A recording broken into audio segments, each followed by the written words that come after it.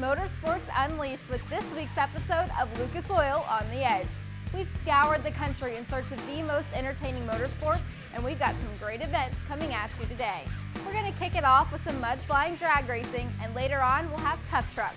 It's going to be an awesome half hour, and you're not going to want to miss any of it.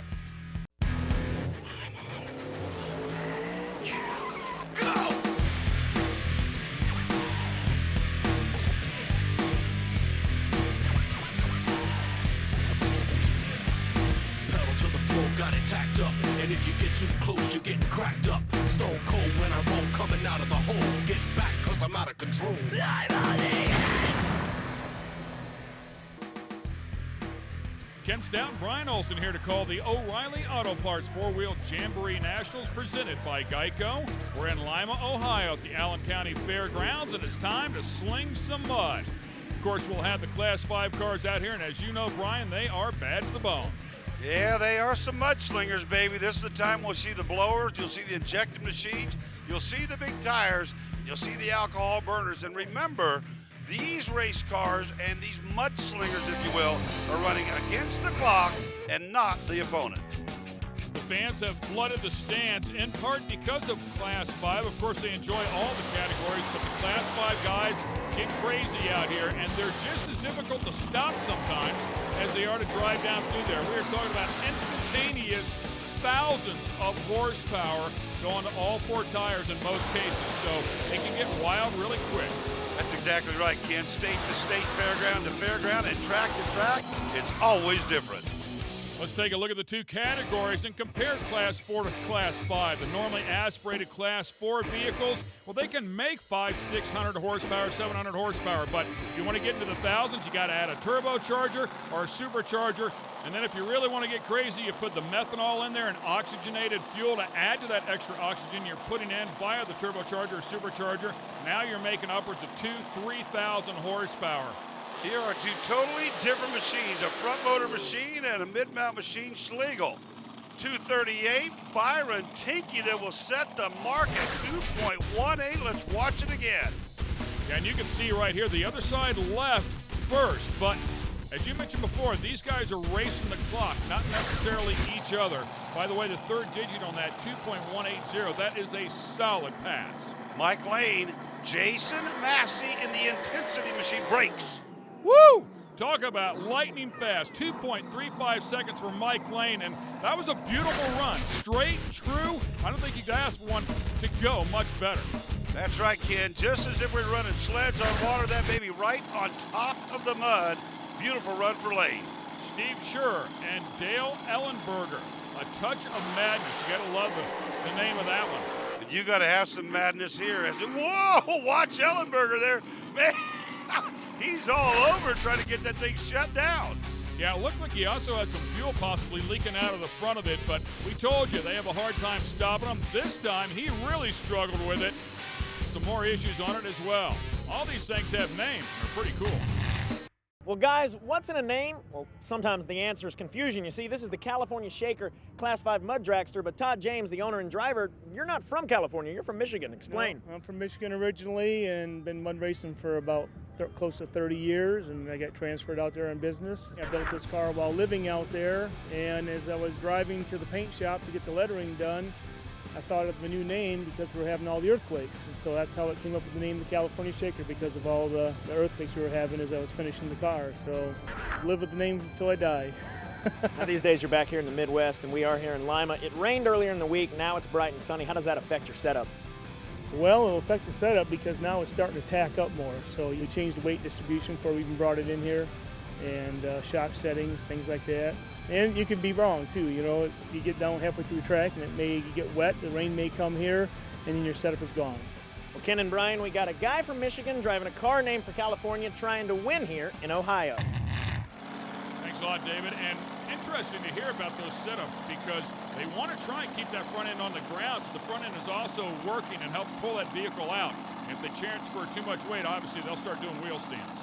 Chain Lightning and Mudgician get set to go right here. Todd McDowell. Wow, that's a nice looking run. Man, oh man, 2.188. So just 0.08 of a second behind Byron Tinky, who holds a lead at 2.180. Things are getting tight. The Class 5 Mud Dragsters are only getting one shot at the win today, and everyone is still chasing Byron Tinky in the bad habit. Will he be able to hold on to the top spot and claim the trophy? We'll find out when we come back with OTE. This Lucas Oil On the Edge telecast is being brought to you by Lucas Oil, made in America, sold to the world. General Tire, anywhere is possible. E3 spark plugs, born to burn. Well, here in the Class 5 Mud Drags, a mainstay is always the mud missile, and the guy behind the wheel is Chuck Courtney III. Chuck, you've been doing this about 7 years. Why'd you get into it? Well, I was kind of born into it, and I've been watching my dad go down in the old mud pit days and back when I was a kid. And we kind of, one day he's like, all right, you're going to drive the next race. And I've just been giving her hell ever since. Now, your dad was a 2007 world champ, and you said he's been doing it for years. So how crucial is that to have his background helping you as you're now a driver? Well, I can always trust him to give me the tune-up. Speaking of the tune-up, it's overcast now, so I'm imagining you're going to have to adjust things before you get out there, yeah? Well, we're just going to maybe squirt some nitrous through it and make our own atmosphere. See how that works out. Well, Chuck Courtney III was born into it, and his dad's a world champ, and he's hoping that he too can be a world champ. First step towards it, winning here in Lima. Thanks a lot, guys. And we talked about the power adders, turbochargers, superchargers. We did not mention nitrous oxide, but that's another item that is legal. So we watch Rolling Thunder and the grind pull up to the starting line. I mean, when you got a supercharged car and you're spraying it as well, man, oh man, that is a lot of power put together there. Driver in the front there on the right side, you can see that. Again, good weight distribution there to keep some weight up on that front end. And Kevin Stone goes 2.31 seconds. Dunham with a huge wheel stand. And that thing was way, way, way up in the air. Watch it in the replay. And as Kim mentioned earlier, you want that front end on the ground because it's meant to be sitting there working for you. I mean, it's a four-wheel drive category.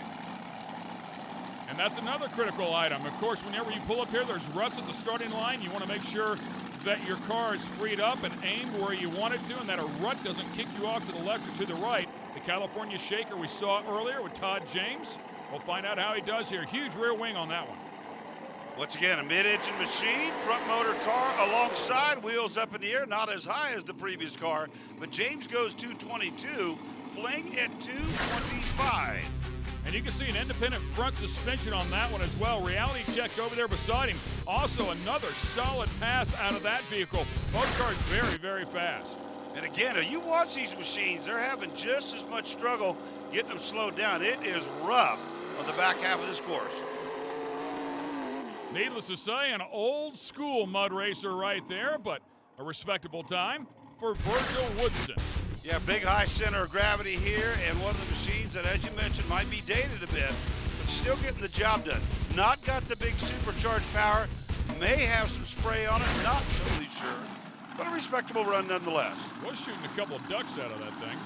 Yeah, that's why I'm thinking it might have had a little bit of spray in it. Keith Berry and Chuck Courtney coming up next, the Mud Missile and Overtime. Keep your eyes on both these machines, two seasoned vets in the category.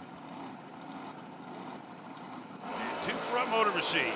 Oh, Whoa! the Mud Missile over towards the center line, hits the cone, and timing devices all out of whack. And Keith Berry had to be thinking, dude, stay on your own side. They're all messed up there. Overtime is second to leave the starting line, but here's what it's all about. From our top-end camera, that thing, for whatever reason, took an immediate left-hand turn and knocked every bit of our tie equipment out. I agree 100%. It almost looked like a steering issue, possibly something breaking in that car. Your winner, Byron Tinky. Byron Tinky wins in Class 5 Mud Drags with a 2.18 with an O. Byron, got to be excited that you won here today. Oh, I am. I mean, last night we broke a pin on the cam gear, and I didn't think we were going to get it back together, and we did. So, yeah, to win today is a big plus. And, you know, we've been doing this for some 30 years, and when you get to finally win, it's great. Earlier today it was soggy, and then it dried up a little bit. How'd that help you out? The track wasn't that good today because of the soggy and dry, and it was hard, but I got a good pass out of it. A lot of guys didn't, but it worked for me, so that's a plus. What do you think was your key to victory? Maybe running first.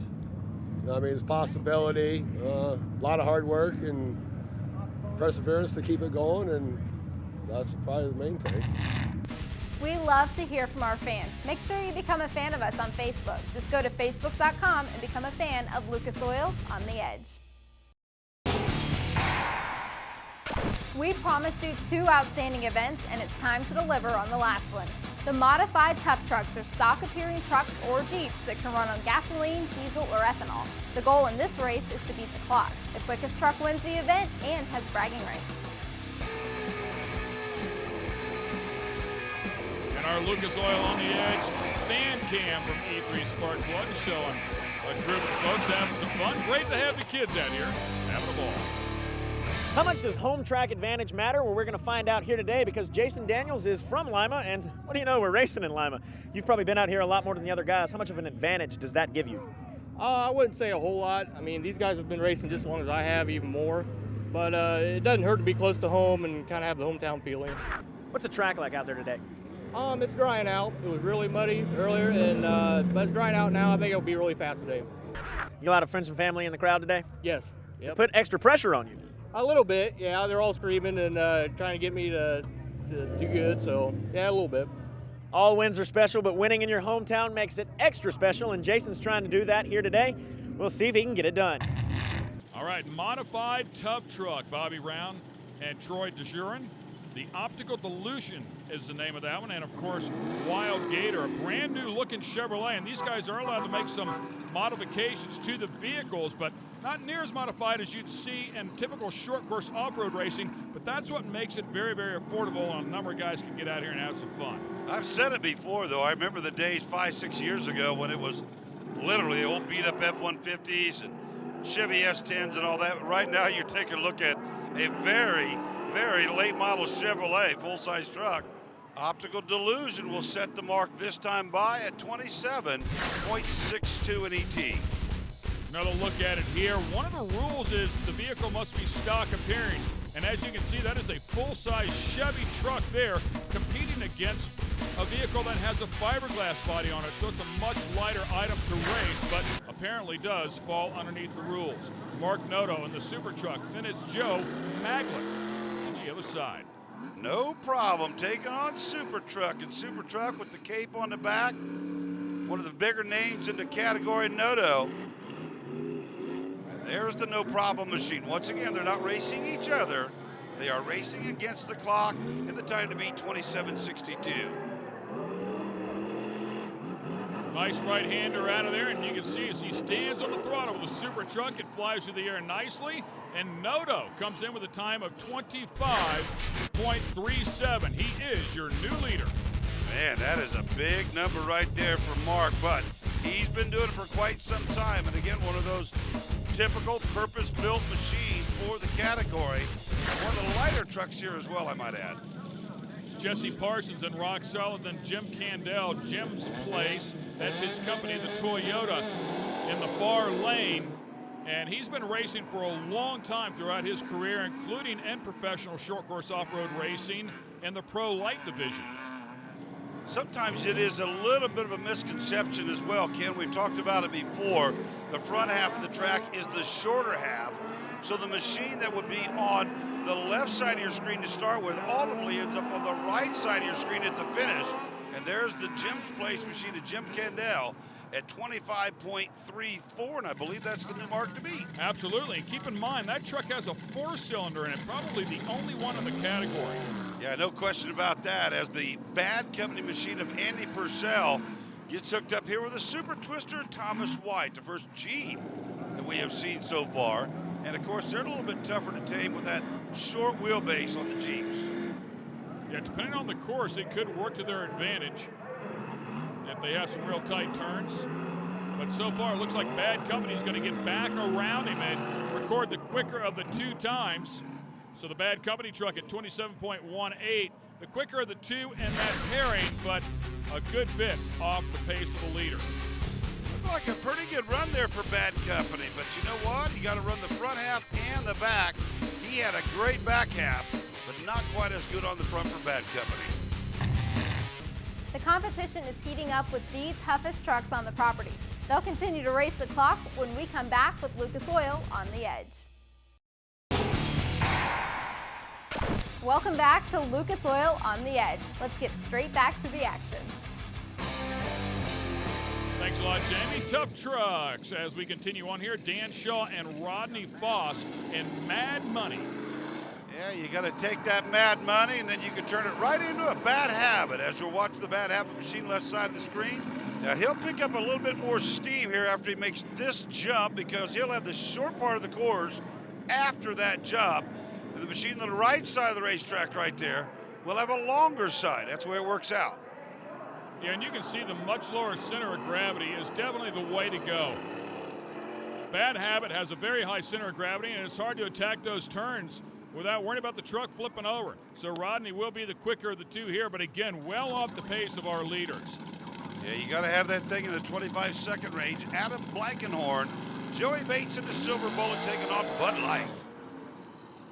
Yeah, the Bud Light truck, you can hear the horsepower in that one right off the bat as he stood on the throttle. Has to slow down, though, to get it back under control. You can overpower these things pretty easy. I mean, at the end of the day, it's about horsepower management. When you make that much steam or horsepower and torque, and you get it on some of these tracks that are a little bit slippery, you got to be able to harness that horsepower. Yeah, and part of that is the steering as well, and you can see how twitchy some of them are. In this particular case, a solid effort here out of the Bud Light truck, and a very fast truck at 26 seconds. He definitely has a 25 inside of that truck, but he struggled in the front half of the course. Yeah, right there on the front half, primarily right there on that corner, slowly just a bit. It's a little bit overcast, it's starting to rain, and that means conditions are tough here for the tough trucks, but Ray Sculls, you've got this pretty much figured out here in Lima. You won the last 2 years, and now you're trying to win a third year here. What's it going to take to get the job done? Well, hopefully this rain holds out. It makes it real slick out there when it starts raining real bad. Like I say, it's a little overcast, but we're going to hope for the best. You're the 2009 world champ, and what was it like winning the championship? It's great. It's a great feeling. Nothing else like it. It's like being on drugs. You're just high. I'm talking to some of the other guys. They said the hardest part of the course is as you come around, you go over that tabletop, and you have to make that sharp turn and then go over the jump there near the end. Is that the part that you're going to be focusing on the most here today? Yeah, the corners is where the races are mainly won and lost. Is there a particular lane that you're preferring? It looks like right now the right lane seems a little drier. Corners seem a little better. Ray seems to know what's going on. The other guys might want to listen to him considering he's won here the last 2 years. We'll see if he can make it 3 in a row here today. And I will tell you, too, if it does start to rain, then it kind of lends itself to a vehicle with not quite as much horsepower. It opens up the door to let some of those guys back in. Here comes Bubba. Bubba, one of the more famous machines, Roger Cardot behind the wheel, and Patrick Winchester alongside. Yeah, don't count Cardot out. Anytime he shows up, he is a threat to win. That truck has a ton of horsepower. And again, take a look at the low stance on it. It does not have that high center of gravity. Nice and controlled through that last right-hander. And you can see Bubba's been around the block. A little bit of fire out of the pipes right there at the end. May have had some spray in it, but you know what? Whatever it was good enough to pick up that extra 100th of a second and put the Bubba DTS Mickey Thompson tire machine at the front of the pack. Absolutely. 25.33, just 1/100th of a second quicker than Jim Candell, and Candell was 2/100ths of a second quicker than Mark Noto. That's how close this competition is. This is some close stuff.